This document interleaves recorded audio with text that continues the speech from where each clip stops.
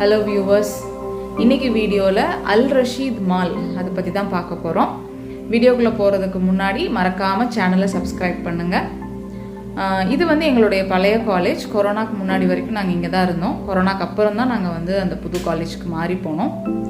இந்த ரோடுடைய எண்டில் ஒரு பெரிய பில்டிங் தெரியுது பாருங்கள், அதுதான் வந்து அல் ரஷீத் மால். ஜிசானில் வந்த ஃபஸ்ட்டு மால் அதுதான். நாங்கள் 2011 வந்தப்போ வேறு எந்த ஷாப்பும் கிடையாது, இது ஒன்று தான் இருக்கும். பெரிய மால் அப்படின்னு சொல்லணுன்னா இது ஒன்று தான் இருக்கும். நல்ல ஒரு என்டர்டெயின்மெண்ட் ஸ்பாட். உள்ளே வந்து இப்போ வந்து அதில் தேட்டர், அதுக்கப்புறமா ஹோட்டல், நிறைய கடைகள் எல்லாமே வந்துருச்சு. நாங்கள் வந்தப்போ பார்த்திங்கன்னா ஒரு க்ராசரி ஷாப், ஒரு பெரிய க்ராசரி ஷாப் ஒன்று இருக்குது. அதுக்கு பேர் வந்து பாண்டா, அது இருக்குது.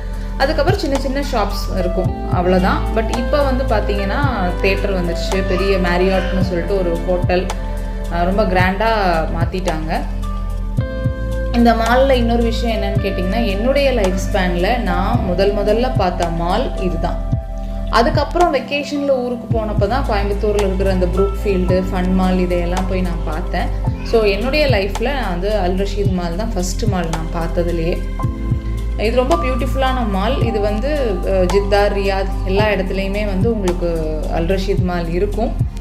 மற்ற இடங்கள்லாம் ரொம்ப பெருசாக இருக்கும். கிட்டத்தட்ட நம்ம துபாய் மால்லாம் இருக்குது பார்த்திங்களா, அந்த மாதிரி ஒரு பெரிய மாலாக இருக்கும். எல்லாத்தையுமே உள்ளே வந்து அக்காமடேட் பண்ணி வச்சுருப்பாங்க.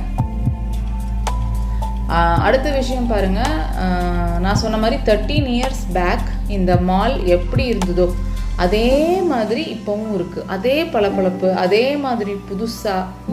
இப்போ வந்தாலும் கூட புதுசாக கட்டின மால் மாதிரி தான் அது. ஒரு பிரைட்டாக இருக்கும், ஒரு கிளாஸ் பேலஸ்குள்ளே போன மாதிரியான ஒரு எஃபெக்ட் தான் எனக்கு எப்பவுமே இருக்கும்.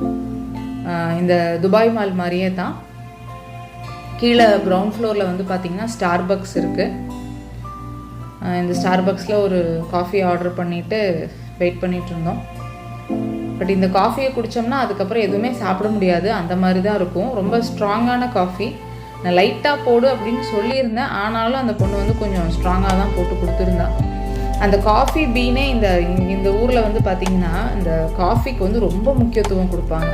அதனால் அந்த காஃபி பீன்லாம் வந்து இவங்களுடைய ஓன் மேக்கிங்கில் வர்றது தான்.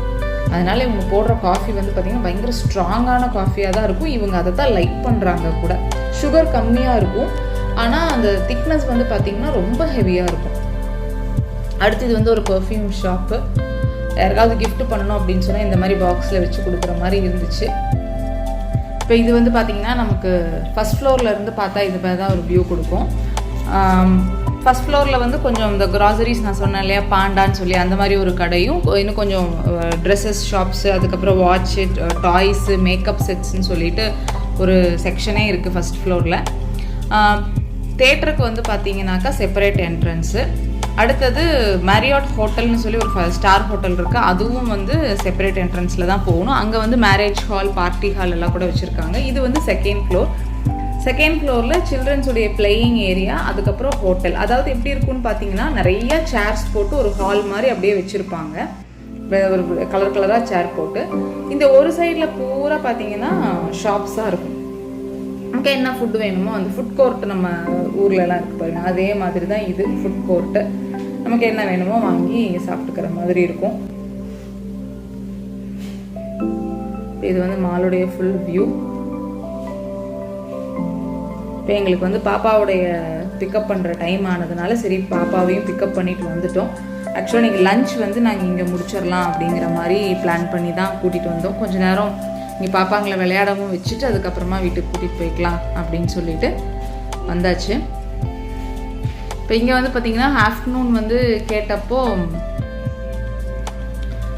ரைஸ் இல்லை, ரோட்டி தான் கிடைக்கும் இந்த ஹோட்டலுக்குள்ளார. பட் ஓகே, அதுவும் நல்லா தான் இருக்கும். சரி ஒரு டிஃப்ரெண்ட்டாக இருக்கட்டும், என்றைக்குமே ரைஸ் சாப்பிடாட்டி என்ன அப்படின்னு சொல்லிட்டு அது சாப்பிட்றதுக்காக தான் வந்திருக்கோம் மேலே. இதுதான் வந்து children playing area plus restaurant. சரி முதல்ல போய் சாப்பிட்ருவோம், ஏன்னா நல்லா பசி. சாப்பிட்டுட்டு அதுக்கப்புறமா விளையாட வைக்கலாம் அப்படின்னு சொல்லி கூட்டிகிட்டு வந்துட்டோம். இதுதான் வந்து டைனிங் ஏரியா. இங்கே தான் நம்ம உட்காந்துருச்சு. அங்கே போய் எதாவது ரைஸ் தான் இல்லை, நாங்கள் ரைஸ் வேண்டாம் அப்படின்னு சொல்லிட்டோம். அதனால் ரோட்டி, தந்தூரி ரோட்டியும் அதுக்கு ஒரு எக் கறி கொடுப்பாங்க, அது ரெண்டையும் வந்து வாங்கிக்கலாம் அப்படின்னு சொல்லி பிளான் பண்ணி அவர் அது போய் ஆர்டர் பண்ண போயிட்டார். இப்போ இந்த இடத்த பார்த்தோன்னே எங்கள் 2 பேர்த்துக்குமே என்ன ஞாபகம் வந்துச்சுன்னா, ஆதவனுடைய பர்த்துக்கு முன்னாடி வரைக்கும் பார்த்தீங்கன்னா நாங்கள் 2 பேரும் சோலோவாக இதே டேபிளில் இப்படியே உட்காந்துருப்போம். என்ன பேசுறதுன்னு தெரியாது. கொஞ்ச நேரம் பார்த்தீங்கன்னா பேசுவோம், கொஞ்ச நேரத்தில் வந்து ஏதாவது சண்டை வந்துடும். அப்புறம் அமைதியாக ரோட்டியை சாப்பிட்டுட்டு சத்தம் இல்லாமல் வீட்டுக்கு வருவோம். அந்த மாதிரியான காலங்கள் தான் போச்சு. அப்போல்லாம் நான் சொல்லிகிட்டே இருப்பேன், ஒரு நாள் நம்மளும் இங்கே குழந்தைங்களோட வந்து உட்காருவோம்ப்பா அப்படின்னு சொல்லி. பட் அது நடந்துருச்சு. அது ஒரு மிகப்பெரிய சந்தோஷம். அப்புறம் பார்த்தீங்கன்னா நாங்கள் வந்து தேர்ஸ்டே அன்னைக்கு தான் வந்து இங்கே வருவோம். தேர்ஸ்டே அன்னைக்கு ஈவினிங் தான் வருவோம். நடந்து தான் வருவோம் வீட்டிலேருந்து. ஏன்னா நாங்கள் 2 பேர் தானே, அதனால் 2 பேரும் நடந்தே வந்துடுவோம். வந்து கீழே வந்து இங்கே வந்து சாப்பிட்டுட்டு கீழே அந்த க்ராசரிஸில் வந்து வாங்கிட்டு நடந்து போயிடுவோம். அப்போ அவர் என்ன சொல்லுவார்னா, போகிறதும் சரி வர்றதும் சரி நடந்து போயிட்டு நடந்து வர்றது தான். அதனால் அளவாக வாங்கிக்கோ, ஏன்னா வந்து நடந்து தான் போகணும். அதிகமாக கவர் வந்துச்சு அப்படின்னு சொன்னால் நீ தான் தூக்கணும் அப்படின்னு சொல்லிடுவார். அதனால் வந்து ரொம்ப பட்ஜெட் ஃப்ரெண்ட்லியான ஷாப்பிங் தான் நாங்கள் வந்து அப்போ பண்ணுவோம். இன்னொரு விஷயம் என்னென்னா, அந்த தேர்ஸ்டே அன்னைக்கு என்ன வாங்குகிறோமோ அதைத்தான் அந்த 1 கம்ப்ளீட் வீக்குக்கும் வச்சுருப்பேன். இப்போல்லாம் அது மாதிரி நினச்சி கூட பார்க்க முடிய மாட்டேங்குது. க்ராசரிஸ் எல்லாமே பறந்துடுது. அதனால் அந்த டேஸ் எல்லாம் கொஞ்ச நேரம் எங்களுக்கு ஞாபகம் வந்துச்சு. நானும் ஹஸ்பண்டும் அதை பற்றி தான் பேசிகிட்டு இருந்தோம். இப்படி தான் நான் உட்காந்துட்ருப்போம் அப்படின்னு சொல்லிட்டு. ஏன்னா நாங்கள் எவ்வளவோ ட்ரை பண்ணுவோம், வேறு ஏதாவது அப்படியே பேசி போகலாம் அப்படின்னு சொல்லிட்டு. பட் எங்கே சுற்றினாலும் ஏதாவது ஒரு பாயிண்டில் வந்து ஒரு சின்ன சண்டையை போட்டுட்டு அப்படியே உட்காந்துட்ருப்போம். பட் இப்போ வந்து அதுக்கு வாய்ப்பே இல்லாத மாதிரி இருந்துச்சு.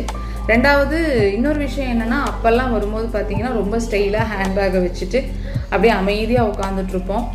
போட்டிருக்கிற ட்ரெஸ்ஸும் கிடையாது, முகத்தில் போட்ட மேக்கப்பும் கிடையாது. ஆனால் இப்போ பார்த்தீங்கன்னா ஒரு 10 நிமிஷத்துலேயே வந்து இங்கே போகாத, அங்கே போகாத அப்படின்னு சொல்லி கத்தி நம்ம புரட்சி தலைவர் விஜயகாந்த் அவர்களுடைய படம் மாதிரி ஆகிப்போச்சு. ஏன்னு கத்தி. முன்னாடி பார்த்திங்கன்னா ரொம்ப சைலண்ட்டாக இருப்பேன். இப்போ வந்து நம்ம இங்கே ஒரு ஃபேமிலி இருக்கோம் அப்படின்றத வந்து காட்டுற மாதிரியே இருக்கும். நம்ம வந்து உட்கார்ந்ததும் தெரியாது, போகிறதும் தெரியாது, அந்த மாதிரி இருந்தோம். இப்போ வந்து பார்த்தீங்கன்னா அங்கே இருக்கிறவங்க அத்தனை பேரும் திரும்பி பார்க்குற அளவுக்கு அங்கே ஒரு சத்தத்தை போட்டுட்டு ஒரு அலப்பறையை பண்ணிவிட்டு அப்புறம் தான் நாங்கள் வந்து வர்றதே. அப்புறம் இங்கெல்லாம் வந்து பார்த்திங்கன்னா பயங்கர சேஃபு. குழந்தைங்க வந்து தாராளமாக போய் விளையாடலாம், வரலாம். அப்புறம் ரொம்ப பெரிய இடம் அப்படிங்கிறதுனால அவங்க ரொம்ப தூரமும் போக முடியாது. கண்ணு முன்னாடி அப்படியே பார்த்துக்கிட்டா போதும். ரொம்ப சேஃபான பிளேஸாக தான் வச்சுருப்பாங்க. எல்லாம் வந்து வெயிட்டிங் ஃபுட்டுக்காக, எப்படா அந்த ரொட்டியை கொண்டு வருவீங்க அப்படிங்கிற மாதிரி பார்த்துட்டு இருந்தாங்க. ஏன்னா சொல்லிட்டோம் வேறு, ஃபுட்டு வருதுடா சாப்பிட்டுட்டு தான் போவோம் அப்படின்னு சொல்லி. அதனால் எல்லாம் ஈகராக வெயிட்டிங்.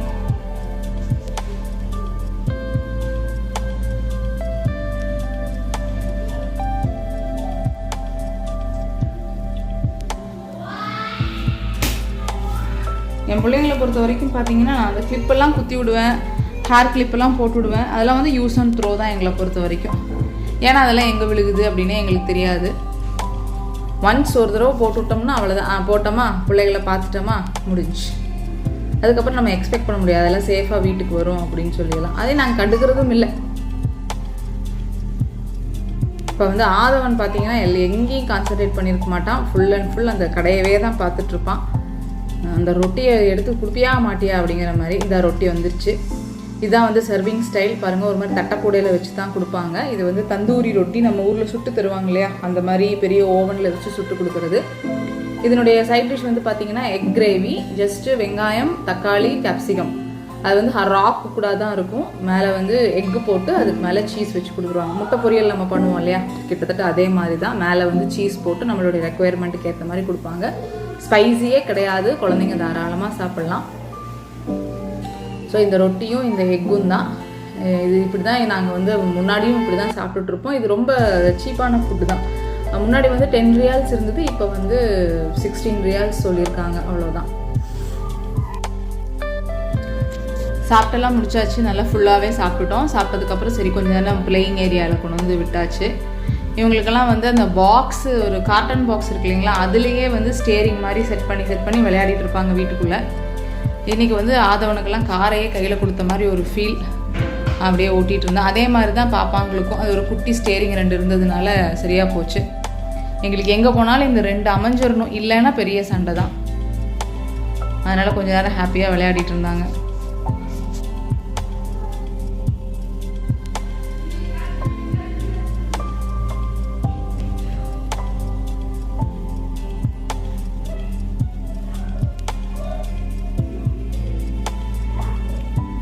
இது வந்து பார்த்திங்கன்னா ஒரு விர்ச்சுவல் எஃபெக்ட், விஆரில் இருக்கிற ஒரு ரோலர் கோஸ்டரு. அது நம்ம உட்காந்து தான் பார்த்தோம், ஒரு சின்ன எஃபெக்ட் தான் கொடுத்துச்சு. நான் வந்து போதும் அப்படின்னு சொல்லிட்டேன். ஏன்னா நமக்குலாம் வந்து இந்த ரோலர் கோஸ்டரு, ஜெயிண்ட் வீலு இதெல்லாம் வந்து நமக்கு செட்டே ஆகாது. அதுக்குள்ளே ஏறணுங்கிற அவசியம் இல்லை. ஜெயிண்ட் வீல்னு படித்தாலே எனக்கெல்லாம் தலை சுத்த ஆரம்பிச்சிடும். ரோலர் கோஸ்டர்னு படித்தாலே போதும். அப்புறமா எங்கே போய் நம்ம இதெல்லாம் பண்ணுறது, அந்த மாதிரியான ஒரு எஃபெக்ட். எங்கள் ஹஸ்பண்ட் அதுதான் சொல்லுவார், எனக்கு ஒரு விஷயம் உங்ககிட்ட ரொம்ப பிடிச்சது என்ன தெரியுமா, இந்த மாதிரியான பார்க்குக்கெல்லாம் வந்தால் எனக்கு 10 காசு நீ செலவு வைக்க மாட்டே அப்படின்னு சொல்லுவார். காரணம் என்ன அப்படின்னா, இந்த giant wheel, roller coaster, Columbus இதெல்லாம் இந்த ரவுண்டாக சுற்றுறது, மேலேருந்து அப்படி கீழே இறங்கி போகிறது, இதெல்லாம் எதுவுமே எனக்கு செட் ஆகாதா. அதனால் அவர் வந்து ரொம்ப ஹாப்பியாக இருப்பார். ஒன்றும் பிரச்சனை இல்லை, எப்படி உனக்கு இதெல்லாம் செட் ஆகாது, அதனால் ஒன்றும் பிரச்சனை இல்லை அப்படின்பாரு.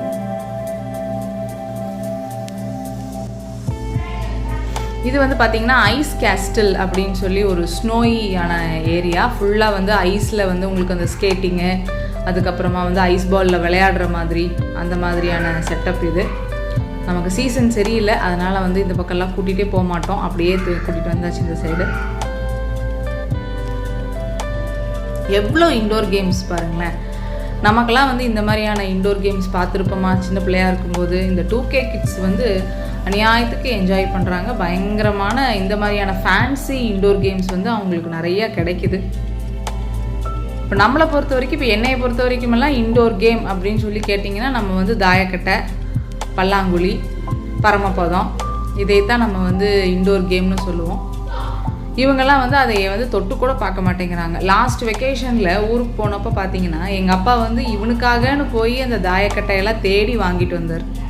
அவன் அதைய தொடக்கூட மாட்டேங்கிறான். இது என்னது, இது நெயில்ஸா அப்படின்னு சொல்லி கேட்டான். அந்த மாதிரி அவன் டச்சே பண்ணுறதில்ல. தாயக்கட்டைக்கே இந்த நிலமைனா பல்லாங்குழி யோசிச்சு பாருங்க. அதெல்லாம் வந்து அவங்க டச்சே பண்ணுறதில்ல. ஈவன் கேரம் போர்டு, செஸ்ஸு கூட அவனுக்கு வந்து இன்ட்ரெஸ்டே வரமாட்டேங்குது. கேரம் போர்டு, செஸ் எல்லாம் வேண்டாம் அப்படிங்கிறாங்க. இந்த மாதிரி லைட்டிங்ஸ் எல்லாம் போட்டு இந்த மாதிரியான ஒரு இன்டோர் கேம்ஸை வந்து காமிச்சு கொடுத்துட்டா அதுக்கப்புறம் எங்கேருந்து அவங்க வந்து கேரம் போர்டு, செஸ்ஸுன்னெலாம் வர்றது? அதெல்லாம் எதுவுமே வர்றதில்லை. இது பாருங்கள், அந்த ட்ரம்மு மாதிரி ஒன்று வச்சுட்டு அதில் வந்து குங்ஃபு பாண்டாவான் இவன் எனக்கு சொல்லி கொடுக்குறான். இது என்ன தெரியுமாம்மா, இது வந்து குங்ஃபு பாண்டா. இதில் அவங்க எவ்வளோக்கு எவ்வளோ இழுத்து ப்ரெஸ் பண்ணுறோமோ அவ்வளோக்கு எவ்வளோ அந்த இடத்துல வந்து பஞ்சிங் விழுகும் அப்படின்னா. விழுகட்டும்டா நல்லா பஞ்சிங்கு அப்படின்னு சொல்லிட்டு கூட்டிகிட்டு வந்தாச்சு. நல்லா என்ஜாய் பண்ணுறாங்க இந்த 2K கிட்ஸ். அதாவது நல்லா நோகாமல், உடம்பு நோகாமல் விளையாடிட்டு இருக்குதுங்க எல்லாம். இப்போ நம்மெல்லாம் பார்த்தீங்கன்னா அங்கே ஊரில் இருக்கும்போது காலையில் வீட்டை விட்டு வெளியே போனால் எங்கள் அம்மாலாம் வந்து கூப்பிடணும், எந்த வீட்டில் இருக்கிற எந்த வீட்டில் விளையாடிட்டு இருக்க அப்படின்னு சொல்லி. அந்த அளவுக்கு ஓடி ஓடி விளையாடுவோம். இவங்கெல்லாம் அந்த மாதிரி ஓடியெல்லாம் விளையாடுறதே கிடையாது, ஓடுறதுக்கு விருப்பப்படுறதும் இல்லை. இந்த பாருங்க, இந்த மாதிரி கலர் கலராக காமிச்சா அப்புறம் எங்கேருந்து அவன் வந்து நம்ம சொன்ன கேம் எல்லாம் தொடுவாங்க. ரெண்டாவது என்ன பண்ணிடுறாங்கன்னா, இதையெல்லாம் இப்போ வந்து வீட்டிலேயே வாங்கி வைக்க ஆரம்பிச்சிட்டாங்க. கொஞ்சம் ப்ரைஸஸ் எல்லாம் வந்து கம்மியாக வரும்போது இந்த மாதிரியான இன்டோர் கேம்ஸை வீட்டிலேயே வாங்கி வச்சிடுறாங்களா, அதனால் பசங்க வந்து அதை விளையாட ஆரம்பிச்சிருதுங்க.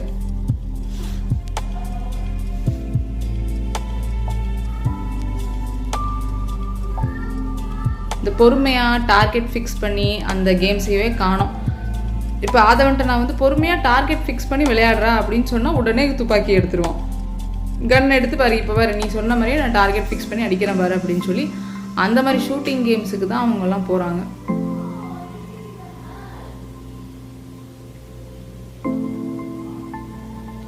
இதில் வேறு நமக்கு ஏதாவது விளையாட தெரிலன்னு வச்சுக்கோங்களேன், என்னத்த போ அப்படிங்கிற மாதிரி ஒரு கமெண்ட் வேறு வந்துடுது.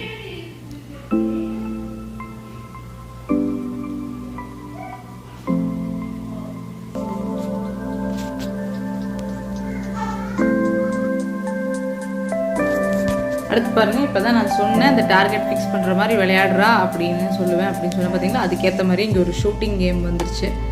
இது 4 பேர் உட்காந்து விளையாடுற மாதிரியான ஒரு ஷூட்டிங் கேம் இது.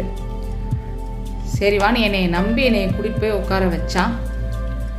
அவன் ஒரு பக்கத்தில் வந்து எனிமி இருக்குமா, இந்த இடத்துல ஷூட் பண்ணு அப்படின்னு சொல்லி சொல்கிறான். நமக்கு அந்த எனிமி எங்கே இருக்கான் அப்படிங்கிறது கண்ணு முதல்ல தெரியணுமில்ல. நீங்கள் கண்ணாடியை கழட்டி இருக்கணும் அப்படின்னு நீங்கள் சொல்லலாம். இங்கே கண்ணாடியை கழட்டிட்டு பார்த்தாலும் எவன் எனிமினே தெரிய மாட்டேங்குது. இவனை சுட்டா அவனை சுடாத, அவன் வந்து நம்ம டீமு தான் நீ அவனை சுடக்கூடாது, இந்த பக்கம் இருக்கிறவனை சுடு அப்படிங்கிறான். அவன் யாருன்னு தெரியல, இவன் யாருன்னு நமக்கு தெரியல. பார்த்துக்குங்க. முதல்ல அதை வந்து பிடிக்கவே தெரியாத நான் வேற எங்கேயோ பிடிச்சிட்டு இருந்தேன். ஹேண்டில் வச்சு பிடிமா அப்படின்னு சொல்லி சொன்னான். அங்கேயே நம்ம அவுட் ஆகிட்டோம். இப்படி சுடு அப்படி சுடுன்னா கடைசியில் எவனை சுட்டான்னு தெரியல, முடிஞ்சு போயிடுச்சு.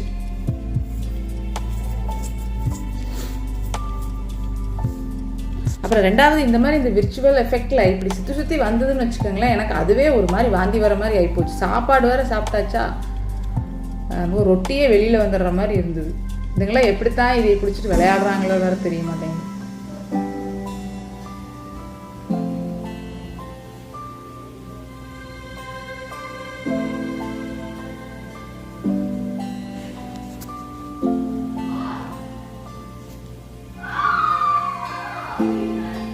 அடுத்து வந்து பார்த்திங்கன்னா நம்மளுடைய தேட்டர். இதுதான் வந்து தேட்டர் எம்பரர். இங்கே வந்து பார்த்திங்கன்னா நாங்கள் வந்து மாஸ்டர் படம் பார்த்தோம். அடுத்தது வந்து பேட்டை, அதுக்கப்புறமா வந்து வேட்டையன், ரீசெண்டாக கங்குவா எல்லாமே வந்து இங்கே வந்து தமிழ் படமும் வரும். தமிழ், ஹிந்தி, அதர் லாங்குவேஜஸ் எல்லாமே வந்து இங்கே போடுவாங்க. அழகாக இருக்கும். ஒரு பெரிய பாப்கார்ன் ஒன்று கொடுப்பான். மொத்த குடும்பமே உட்காந்து சாப்பிட்டோம்னாலும் தீராது அந்த மாதிரி ஒரு பாப்கார்ன்.